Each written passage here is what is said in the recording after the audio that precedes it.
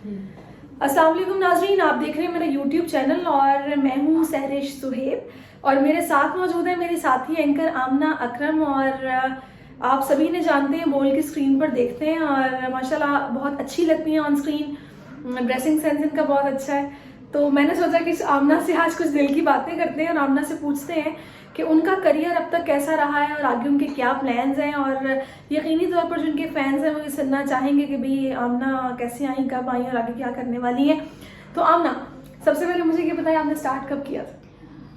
मैंने 2013 में स्टार्ट किया था। तब एक चैनल होता था लाहौर में, लोकल टीवी चैनल था और वो कहलाता था वैल्यू टीवी। अच्छा। उस टाइम, उससे पहले उनका एक बिजनेस चैनल था बेसिकली, जो कि प्रॉपर्टी के ऊपर चलता था। Then they suddenly converted into local news channel, जो कि लाहौर की सिर्फ खबरें करता था। मैंने वहाँ से बेसिकली शुरू किया था, सीखा मैंने वहाँ से था।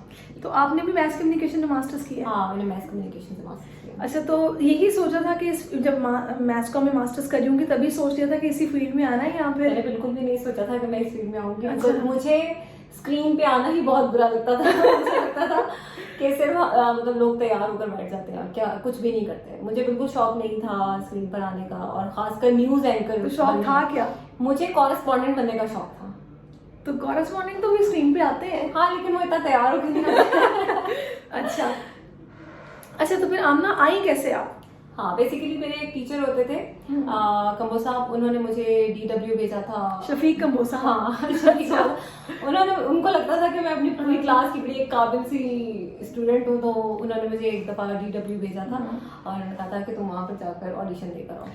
तो मैं वहाँ पर ऑडिशन देने गई थी। फिर सडनली दूसरों के पुश करने पर तुम यहाँ भी ऑडिशन दे आओ, तो मुझे मजबूरन, क्योंकि वो मेरे टीचर्स थे, वो मुझे कहते थे, और मैं क्लास की रिप्रेजेंटेटर भी थी, गर्ल्स की स्पेशली, तो इसलिए वो मुझे आगे आगे रखते थे। वो कहते थे तो तुम जाओ। अच्छा। तो वो मुझे भेज देते थे और मैं बहुत बेदिली से और बददिली से जाकर ऑडिशन देकर आती थी, और सिलेक्शन मेरा कहीं पर भी नहीं होता था।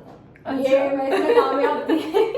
इसमें कामयाब थी। तो फिर अच्छा, तो फिर ये जो आपका फर्स्ट चैनल था जो आपने बताया वैल्यू टीवी के नाम से, तो वहाँ कैसे फिर ऑडिशन? अच्छा, वहाँ पर ये हुआ था, वहाँ पर भी मुझे टीचर ने ही भेजा था। और हुआ ये था कि मुझे बेसिकली वो हमें जो करना पड़ता है ना, क्या कहते हैं उसको, 3 महीने का कोर्स जो करना पड़ता है, इंटर्नशिप सॉरी कोर्स करना, इंटर्नशिप जो करनी पड़ती है। मुझे बेसिकली वो इंटर्नशिप करने गई थी मैं वहाँ पर मजबूरन। अच्छा। मुझे कहीं मिल नहीं रही थी इंटर्नशिप, तो मेरे एक टीचर ने मुझे वहाँ भेजा था कि तुम इंटर्नशिप वहाँ से करो। नहीं, तो आमना, एक तो ये होता है ना कि जब आप मैथ्स कॉम की फील्ड चूज करते हैं तो आपने ये सोचा होता है कि भाई आपको इस फील्ड से रिलेटेड कोई भी काम मिल जाएगा, या आप ऐसा कॉरेस्पॉन्डेंट काम करना चाहती थी, लेकिन मैथ्स कॉम की फील्ड को चूज करना ये कैसे हुआ? अच्छा, that was accident, to be very honest. मैं बस यूनिवर्सिटी करना चाहती थी। तो मुझे लगा कि मैथ कम्युनिकेशन का बहुत स्कोप है, और उन दिनों तो वाकई बहुत ज़्यादा था। हाँ। तो बस मैंने वहाँ पर ओपन मेरिट भी था, और मैंने जल्दी से फिर अपना एडमिशन जमा करवाया। तो बाय चांस मेरा मॉर्निंग में तो नहीं आया, लेकिन इवनिंग में नहीं आया था, मिड होती है वहाँ पर, जैसे हम लोग पता नहीं क्या कहते थे, अब तो मुझे वो भी भूल गया।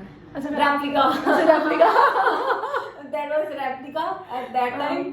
और मेरा उसमें आ गया था नाम, और मैंने कहा चलो यहाँ शुक्र है, एटलीस्ट यूनिवर्सिटी तो पढ़ लूंगी ना। अच्छा, नहीं तो स्टूडेंट कैसी थी स्कूल में? जो मैं स्कूल में टॉपर थी। अच्छा। हाँ, देन सडनली मेरा एक, वो ऊपर से इंसान नीचे जाता है ना, मैं इस तरह गई थी, लोग इस तरह जाते हैं, मैं इस तरह गई थी। मैं फर्स्ट ईयर सेकेंड ईयर में मेरा बहुत गंदा रिजल्ट आया था, और उसके बाद फिर मुझे कुछ समझ ही नहीं आती थी क्या करें। मेरे अब्बा ने मुझे BBA ऑनर्स में डाल दिया था, वो मैं बिल्कुल नहीं करना चाहती थी। अच्छा। मैंने 1.5 साल उसमें ज़ाया किया, और फिर मुझे रियलाइज़ हुआ, मैंने कहा नहीं, अभी भी देर नहीं हुई।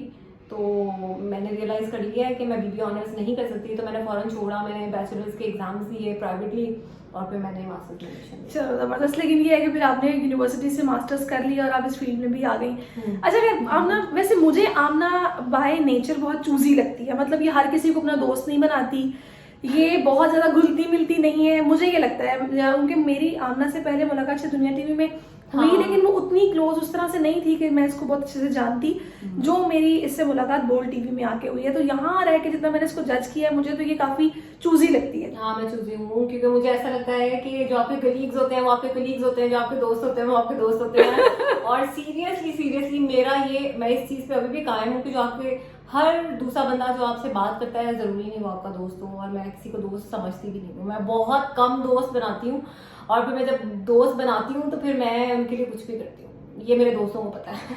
ये वैसे बड़ी अच्छी बात है कि पता फिर वो इस तरह का दोस्त होता है, वो फॉर लाइफ टाइम दोस्त होता है आपका, वो नहीं होता कि दरमियान में गायब हो गया। हाँ, लेकिन फॉर्चुनेटली मैं ये भी कहूँगी सिर्फ मेरा ही कमाल नहीं है, जो मुझे दोस्त मिले हैं ना, इतने अच्छे दोस्त मिले हैं कि उन्होंने मुझे इतना बर्दाश्त किया है, मेरे टेंट्रम्स भी बर्दाश्त कर लेते हैं। टेंट्रम्स तो है आमना दिखाती है। और इवन के मेरे जो दोस्त हैं वो मुझे मेरे 8-9 साल पुराने दोस्त हैं, जो कि अब तक हैं, जो हैं वो हैं, जो नहीं थे वो नहीं थे। तो आपने शादी वादी का क्या प्लान है? आप किस चक्कर में सिंगल फिर रही हैं अभी तक?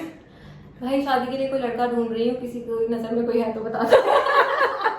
तो बस अब ये पता है, इस वीडियो को जो देख रहे हैं ना, उनमें से जो ख्वाहिशमंद होंगे ना, वो आमना से कांटेक्ट कर सकते हैं। यार मेरी खुदा के वास्ते कांटेक्ट मत करना। नहीं, लेकिन खैर ये है कि इंशाल्लाह आमना को बहुत अच्छा लड़का मिलेगा और जल्दी मिलेगा। हमारी दुआ आमना के साथ है। वैसे खैर आमना, क्या प्लान्स क्या है? शादी के बाद जॉब को कंटिन्यू करना है या फिर कहीं बाहर जाने का प्लान है, या यहीं रहने का प्लान है, या क्या सोच रही है? अल्लाह पे छोड़ा हुआ है? मैंने अल्लाह ताला पे छोड़ा हुआ है, क्योंकि मैं हमेशा से कहती नहीं हूँ, लेकिन मैं करती गो विद द फ्लो वाला सीन है कि मेरी जिंदगी में जो जो जैसे जैसे होता रहा मैं करती रही। मैंने कभी भी कुछ प्लान नहीं किया, जो प्लान किया वो हुआ नहीं। अच्छा।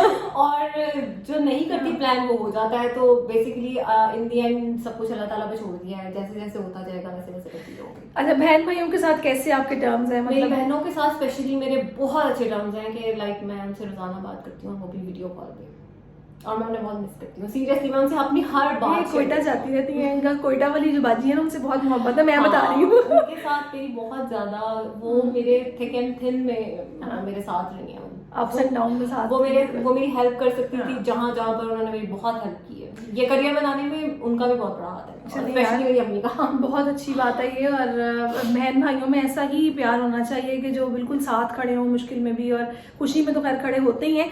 तो वैसे आमना, अभी आपको जितना अरसा इस फील्ड में हो गया है, आपको सबसे अच्छा माहौल, सबसे अच्छी मैनेजमेंट किस चैनल की लगी है? यार ये बड़ा गलत सवाल है।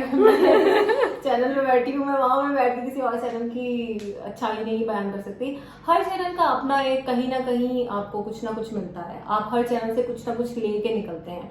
कुछ चैनल्स होते हैं जो आपको बहुत अच्छा सिखाते हैं, कुछ चैनल्स होते हैं जो आपको सबक सिखाते हैं। कुछ चैनल्स ऐसे होते हैं जो आपको बहुत ईज देते हैं, और कुछ चैनल्स ऐसे होते हैं जो कि आपको बहुत प्रोफेशनलिज्म देते हैं। अभी तक मैंने जितने चैनल्स पे काम किया, सबसे ज्यादा मुझे प्रोफेशनल चैनल जो अभी तक लगा है वो डॉन लगा है, टू बी वेरी ऑनेस्ट। अच्छा, मैंने खैर लाइक वहाँ पर शायद फ्रीडम ऑफ एक्सप्रेशन बहुत ज्यादा है। लाइक एक एंकर अगर स्क्रीन पे बैठा है तो उस एंकर पे ट्रस्ट किया जाता है कि वो वो हैंडल करेगा सिचुएशन को, और पीछे से जो उसकी हेल्प की जाती है वो बहुत तरीके से, इत्मीनान से, हड़बड़ी में जाके नहीं की जाती।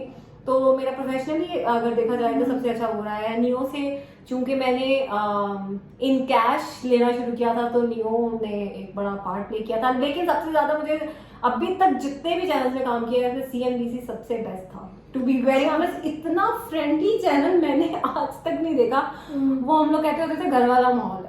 अच्छा। मतलब कहीं भी खा लेते थे। अच्छा, वैसे मैंने तो खैर CNBC और डॉन में काम नहीं किया। मैंने जितने चैनल्स में काम किया, मुझे सबसे अच्छा बोल लगा है। हाँ, बोल में भी बहुत फ्रीडम है, बहुत सारी। लेकिन दुनिया टीवी का एक प्रोड्यूसर मुझे आज तक याद आता है, फैज जिसका नाम था। फैज ने मुझे बहुत सिखाया। अगर फैज से देख रहे हैं ना, to be very honest, Faiz ने मुझे मेरी प्रोनाउंसिएशन इतनी ठीक करवाई है ना।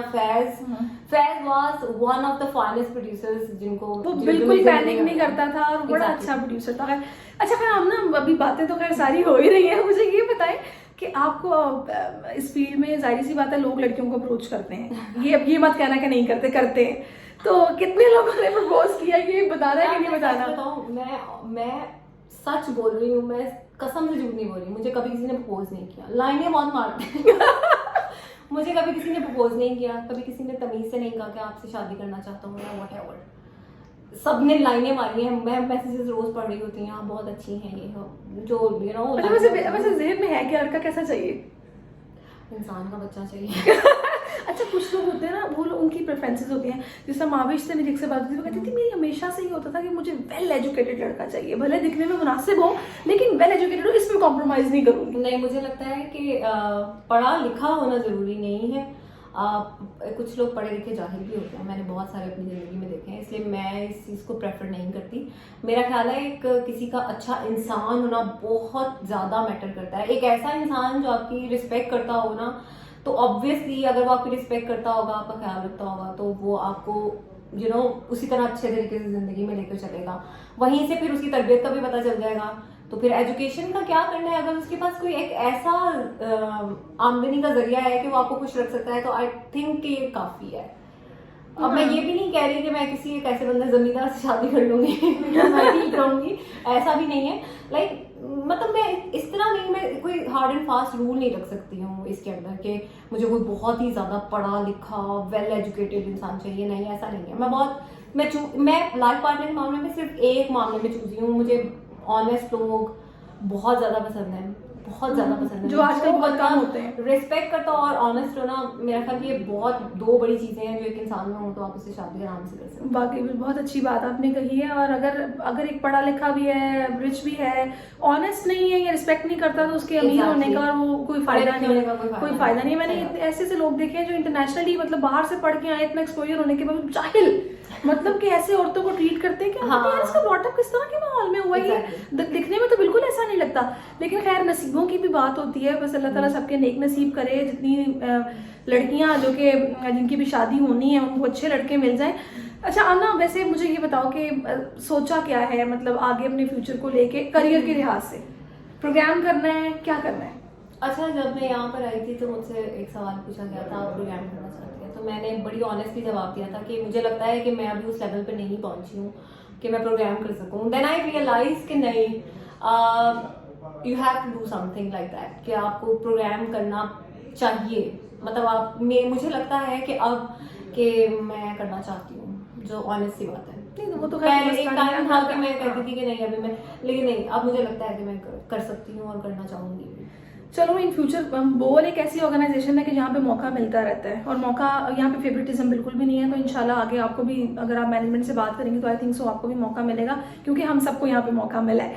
तो खैर आमना से बड़ी मजे की बातें मैं और भी करना चाह रही हूँ, लेकिन मैं ये नहीं चाह रही कि बहुत ज़्यादा टाइम निकल जाए। आमना ने भी न्यूज़ के लिए जाना है, मैंने भी न्यूज़ के लिए जाना है। तो आमना फाइनली वो लोग जो कि इस फील्ड को ज्वाइन करना चाहते हैं, उनके लिए आपका क्या मैसेज है? मैं वो मैसेज देना चाहूंगी जो हम खुद नहीं करते, टू बी वेरी ऑनेस्ट।